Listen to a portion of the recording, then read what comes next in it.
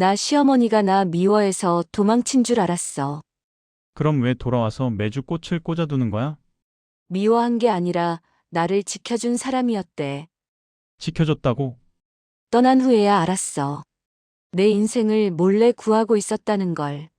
제 이름은 김다영입니다. 28살 서울 외곽의 작은 편의점에서 일하며 하루하루를 버텨왔습니다. 바코드를 찍고 물건을 정리하며 최저시급으로 살아가지만 제 삶의 진짜 무게는 돈보다 더 무거운 것들이었습니다. 형광등이 깜빡이는 작은 방 한가운데 저는 바닥에 주저앉아 있었습니다. 언제부터 앉아 있었는지도 기억나지 않았습니다. 벽지가 뜯겨나간 천장에서 흔들리는 노란 불빛이 낡은 여행 가방과 흐트러진 옷가지들을 비추고 있었고 바닥에는 찢어진 가계부 조각들과 구겨진 지폐들이 흩어져 있었습니다. 그 가계부엔 제가 쓴 모든 돈이 빨간 펜으로 동그라미 쳐져 있었지요. 샴푸 한 병, 양말 한 켤레, 생리대 한 팩, 그 모든 것이 사치라는 이름으로 적혀 있었습니다. 시어머니의 글씨였습니다. 3년 동안 저는 점심을 굶고 버스를 타지 않고 걸어 다니며 병원에 누워있는 친정 엄마를 위해 수술비를 모았습니다. 1,000원, 5,000원, 손님이 쥐어준 팁도 빠짐없이 모아 400만 원이라는 돈을 만들었지요. 하지만 그 돈은 시어머니가 제 서랍에서 찾아낸 그날 순식간에 사라졌습니다. 통장 표지는 제 눈앞에서 찢겼고 돈은 남편 손에 쥐어졌습니다. 남편은 거실에서 늘 컴퓨터만 보고 있었습니다. 대박 난다는 투자 정보, 사업 이야기, 도박 같은 꿈들 뿐이었지요. 제가 울고 있어도 와본 적은 단 한 번도 없었습니다. 결혼한 뒤 저는 며느리가 아니라 감시당하는 사람이었습니다. 매일 밤 10시 일이 끝나고 계단을 올라오면 시어머니 윤정숙은 현관에서 저를 기다리고 있었습니다. 가방 열어. 인사도 위로도 없는 첫마디였습니다. 가방 속을 모조리 쏟아내며 지갑을 열고 카드 사용 내역을 확인했습니다. 휴대전화까지 들여다보며 누구를 만났는지 무엇을 샀는지를 하나하나 캐물었고 신문은 늘 30분 넘게 이어졌습니다. 그리고 가장 괴로운 순간이 찾아왔습니다. 화장품 파우치를 열어 립스틱 브랜드를 확인하고 속옷 라벨을 살폈습니다. 조금이라도 새 것처럼 보이면 사치한다고 소리쳤습니다. 제가 번 돈이라는 말은 입 밖으로 꺼낼 수조차 없었습니다. 설명은 더 큰 비난만 불러왔으니까요. 검사가 끝나면 저는 이 작은 방으로 돌아와 베개에 얼굴을 묻고 조용히 울었습니다. 병든 어머니를 떠올리며 울었고 사랑받으며 살 수 있을 거라 꿈꾸던 예전의 저를 떠올리며 울었습니다. 하지만 현실은 감옥과 다를 게 없었습니다. 그러던 어젯밤 시어머니가 집에서 홀로 숨졌다는 연락을 받았습니다. 급성 심근경색이라는 말과 함께였습니다. 이상하게도 기쁘지도 안도되지도 않았습니다. 텅 빈 혼란만 남았습니다. 그리고 오늘 가족의 일이라며 시어머니 방을 정리하다 베개 속에서 무언가를 발견했습니다. 그 순간 제가 믿어왔던 모든 것이 흔들리기 시작했습니다. 지금 이 방 바닥에 무너진 채 앉아 있는 이유도 바로 그 때문입니다. 내일이면 저는 이 집을 떠나려고 했습니다. 이혼을 하고 이름도 모르는 곳에서 처음부터 다시 살려고 했습니다. 하지만 베개 속에서 나온 그것이 제 인생의 방향을 완전히 바꿔놓았습니다. 그게 무엇인지, 왜 지금 제 손이 멈추지 않고 떨리고 있는지 저는 아직 말할 수 없습니다. 다만 분명한 건 시어머니가 남긴 마지막 흔적 속에 제가 상상도 하지 못한 진실이 숨어 있다는 사실입니다. 그 진실을 받아들일 준비가 아직 안 된 채 저는 조심스럽게 그것을 손에 쥐고 다음 선택 앞에 서 있습니다. 그 진실을 마주하기 전까지 저는 그저 하루하루 견디는 사람일 뿐이었습니다. 새벽 3시 47분, 알람은 언제나 저를 깨웠습니다. 다시 잠들 생각은 하지 않았습니다. 잠은 여유 있는 사람들의 것이었고, 제겐 허락되지 않은 사치였으니까요. 침대에서 몸을 일으켜 세우자 발뒤꿈치에서 익숙한 통증이 올라왔습니다. 하루 9시간 넘게 서서 일한 대가였습니다. 불도 켜지 않은 채 작은 화장실로 가 찬물로 세수를 했습니다. 거울 속에 비친 얼굴은 28보다 훨씬 늙어 보였습니다. 다크서클은 멍처럼 내려와 있었고 갈라진 입술, 관자놀이의 잔새치까지 지칠 대로 지친 사람이 그대로 서 있었습니다. 주황색 조끼를 입고 다시 밖으로 나섰습니다. 냄새가 배어 빠지지 않는 작업복은 제 또 다른 피부 같았습니다.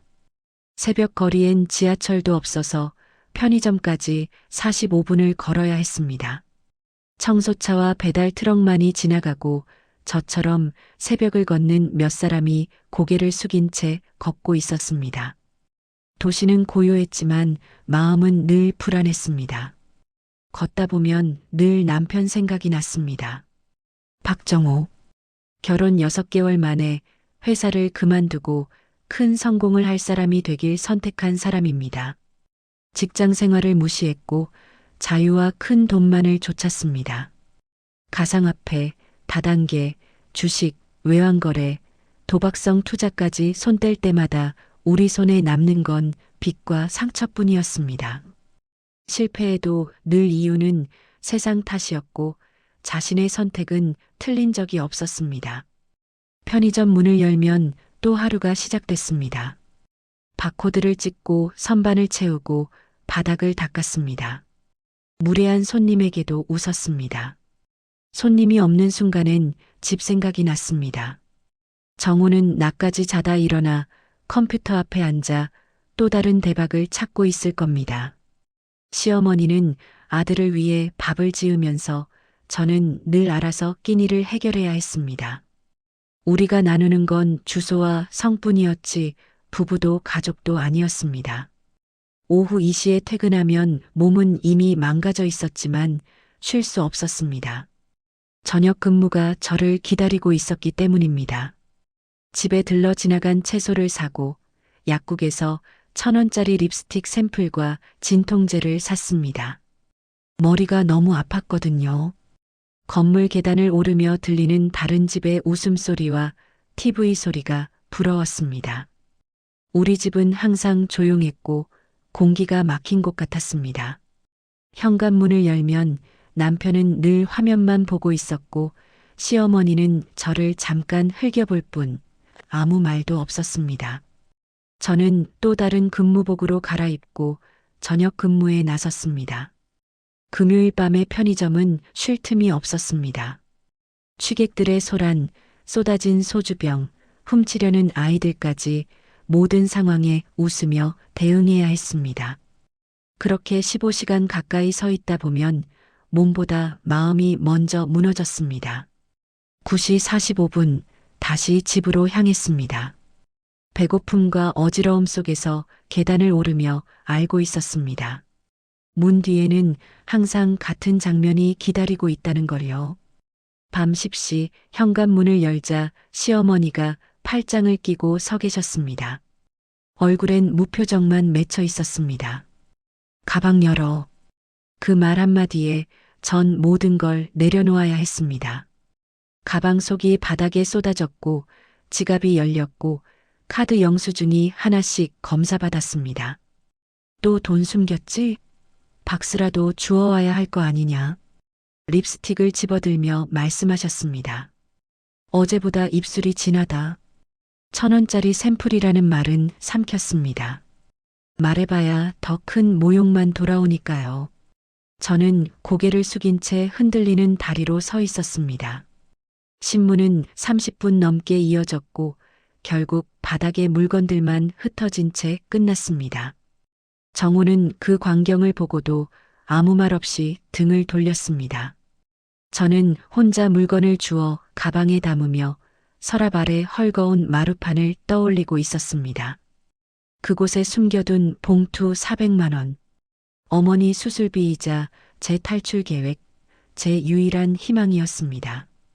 저는 그때까지 몰랐습니다. 그 봉투의 존재가 이미 누군가에게 들켜 있었다는 사실을, 제가 생각했던 세상보다 더 깊은 어둠이 바로 내일 저를 기다리고 있다는 걸 말입니다. 수요일 오후였습니다. 시어머니에게 모든 것을 빼앗긴 지 사흘째 되던 날이었죠. 저는 여느 때처럼 편의점 냉장고 앞에서 음료병을 채우고 있었고, 그때 주머니 속 휴대폰을 울렸습니다. 화면에 찍힌 번호를 보는 순간 심장이 내려앉았습니다. 6개월째 어머니가 치료 중인 병원이었습니다. 그곳은 좋은 일로 전화하지 않는 곳이었거든요. 떨리는 손으로 좁은 창고로 들어가 전화를 받았고, 의사 선생님의 낮고 급한 목소리가 들려왔습니다. 어머님 상태가 급격히 악화되어 24시간 안에 수술하지 않으면 위험하다는 말, 수술비와 입원비, 회복 비용을 합쳐 600만 원 정도, 예약하려면 최소 300만 원. 보증금이 필요하다는 말이 귀를 때리듯 꽂혔습니다.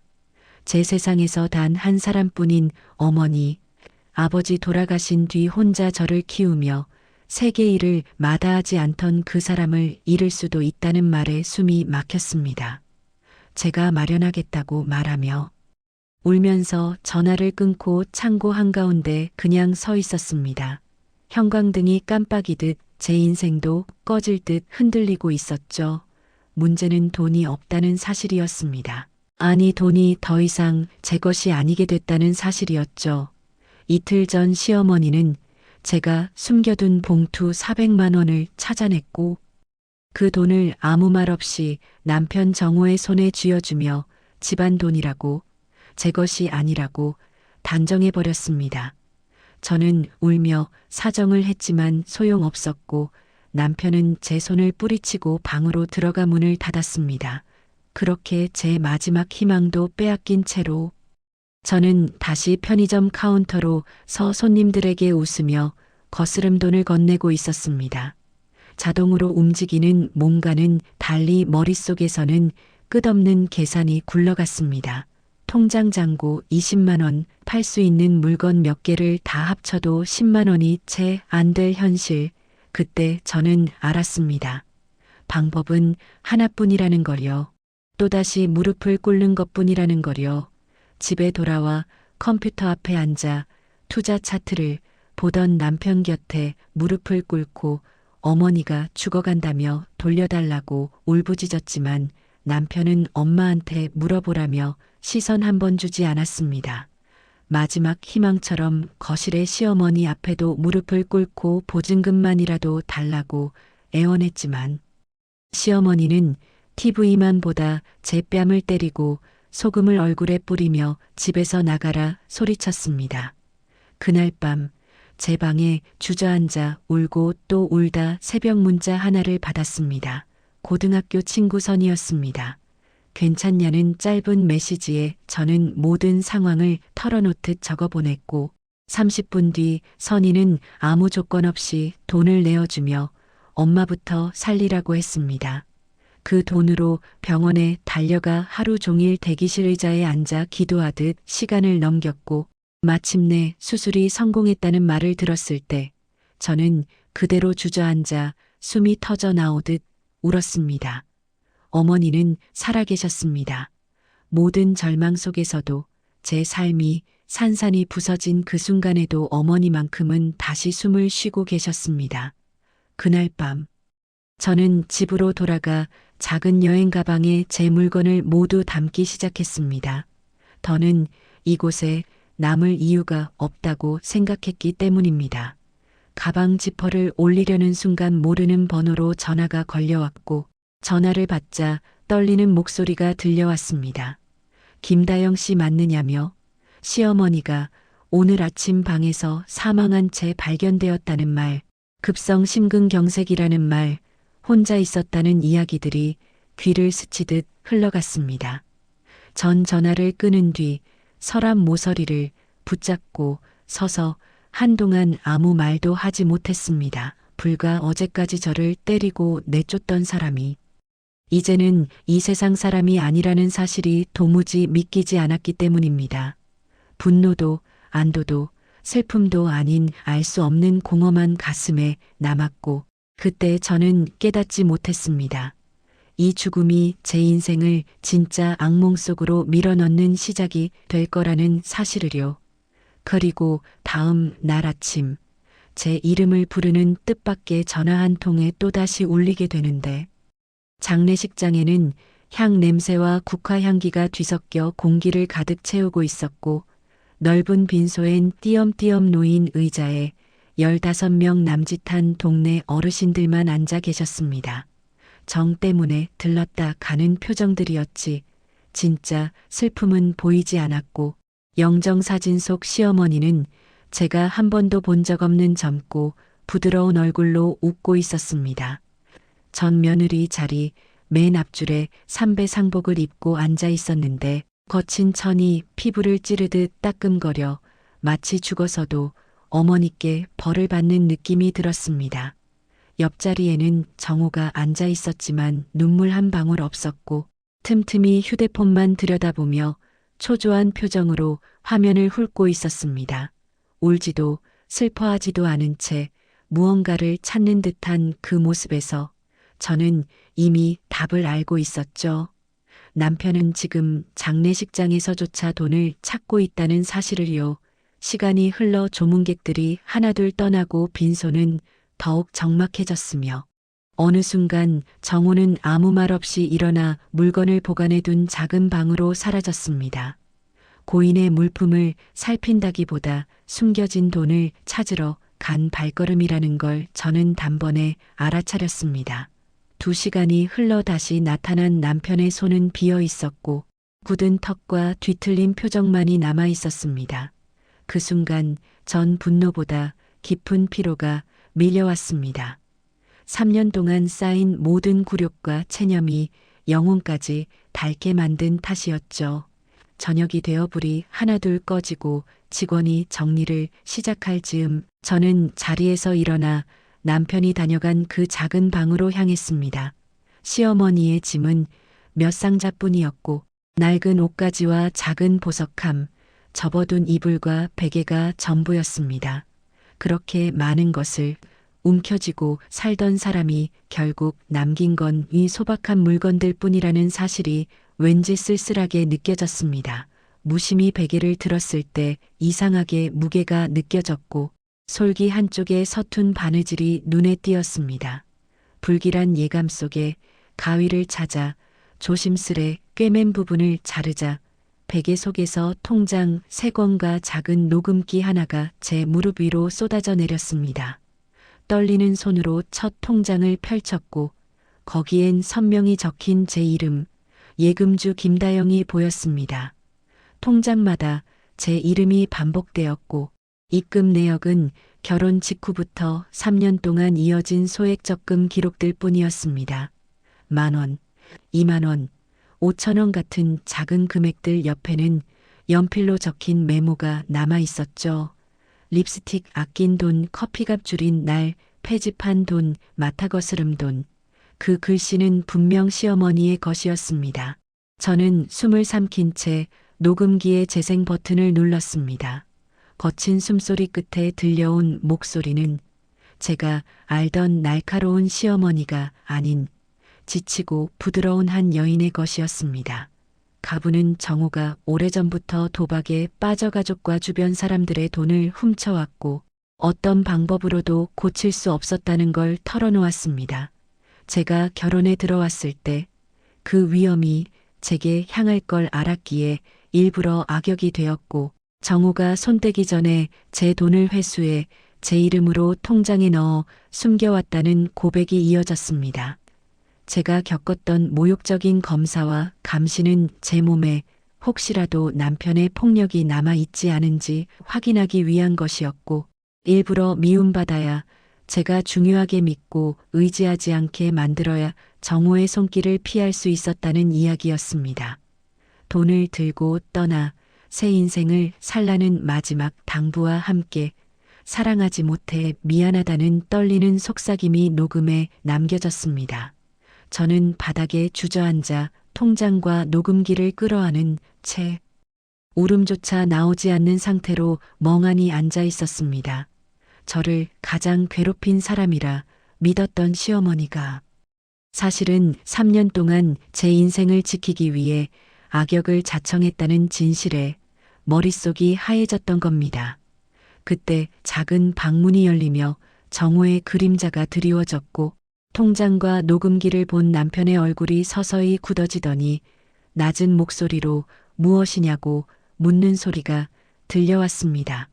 저는 대답하지 않은 채 천천히 일어서 녹음기를 가슴에 꼭 안았고 3년 만에 처음으로 두려움 없는 눈빛으로 남편을 바라봤습니다.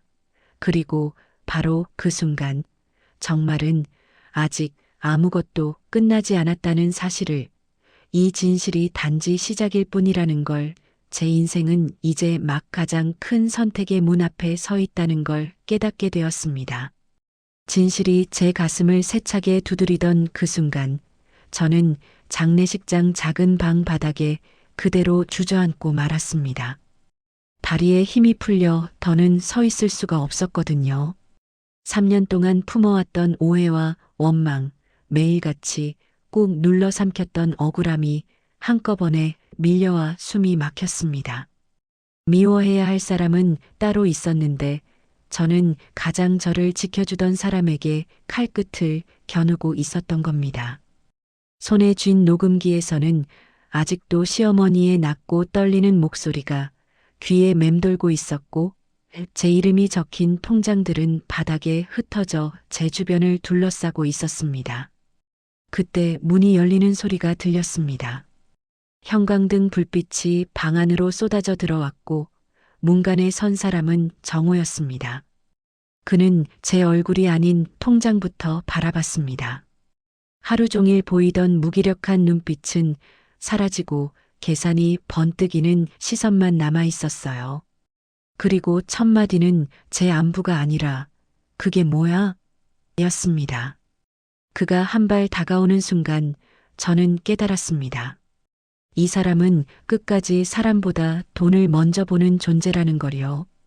그의 손이 가장 가까운 통장을 향해 뻗어왔을 때 제 안에서 무언가가 끊어지는 소리가 들렸습니다.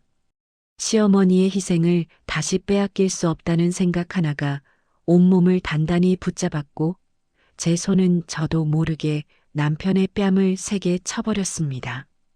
방 안에 날카로운 소리가 울렸고 정우는 고개를 돌린 채 얼어붙었습니다. 이 돈은 당신 거 아니야. 제 목소리는 떨리고 있었지만 분명했습니다. 어머님이 이걸로 내 인생을 지켜주셨어. 처음으로 제 입에서 남편에게 맞서는 말이 터져나왔고 그는 한 걸음 물러났습니다.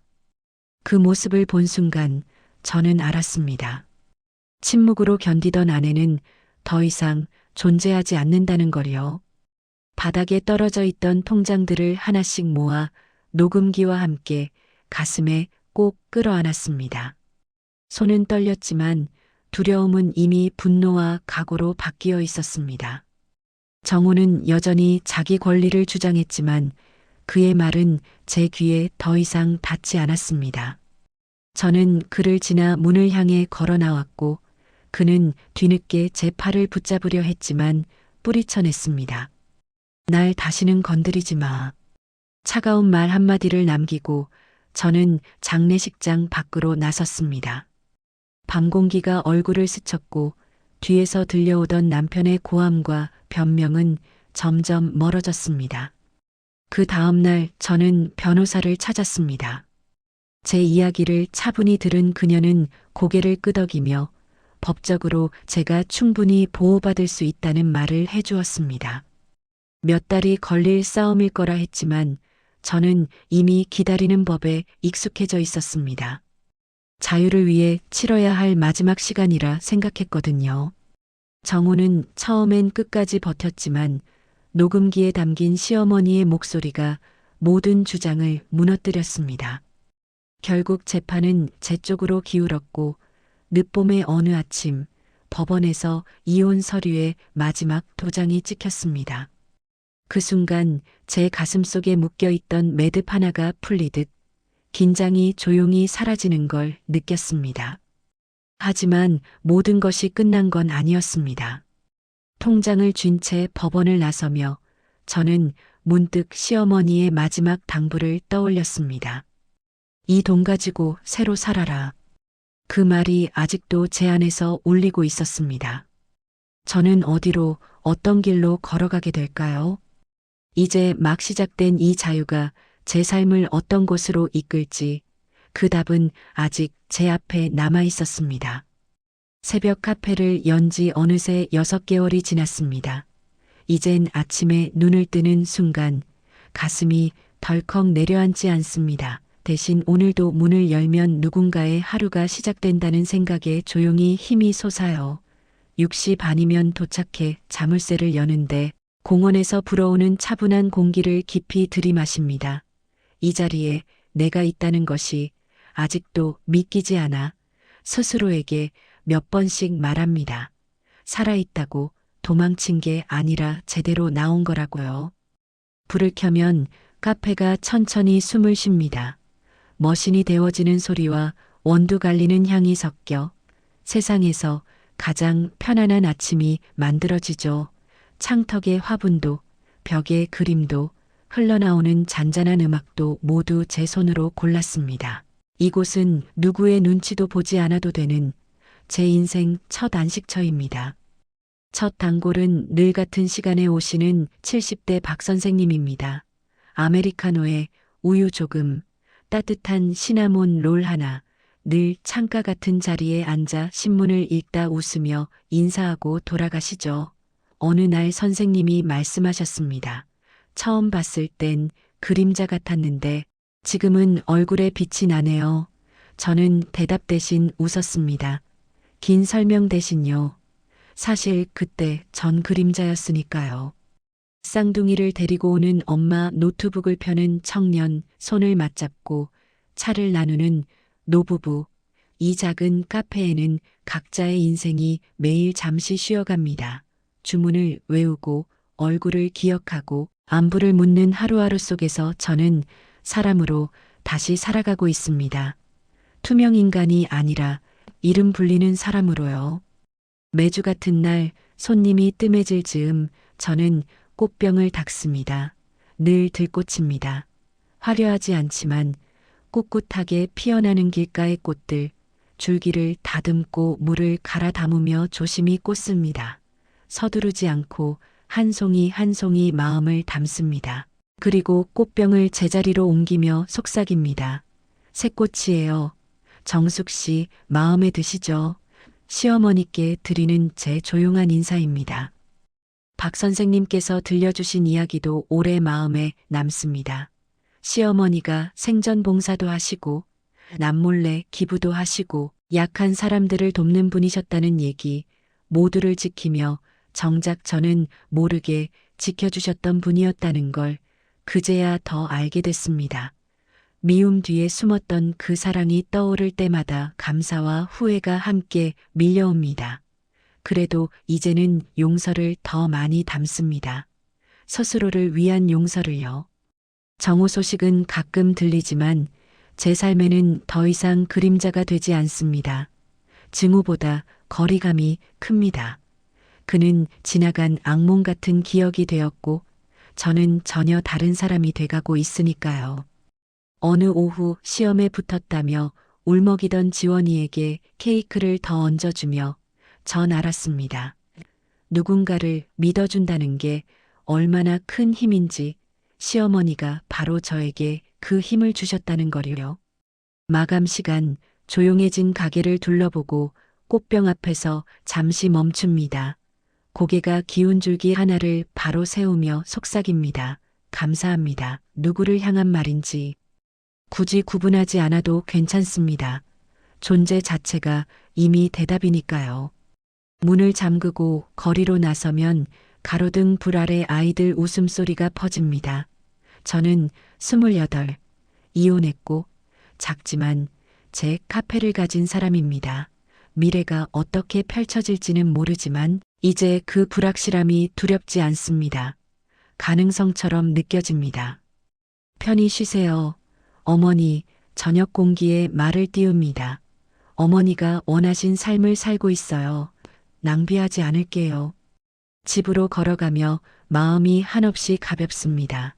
내일도 다시 문을 열고 커피를 내리고 들꽃을 꽂을 겁니다. 저를 미워하게 내버려둘 만큼 사랑했던 조용한 지킴이를 기억하며요. 그렇게 저는 압니다. 어떤 사랑은 드러나지 않아도 평생을 밝히고 어떤 영웅은 이름 없이도 한 사람의 인생을 구한다는 거요. 이 작은 카페 구서가 들꽃처럼 말입니다.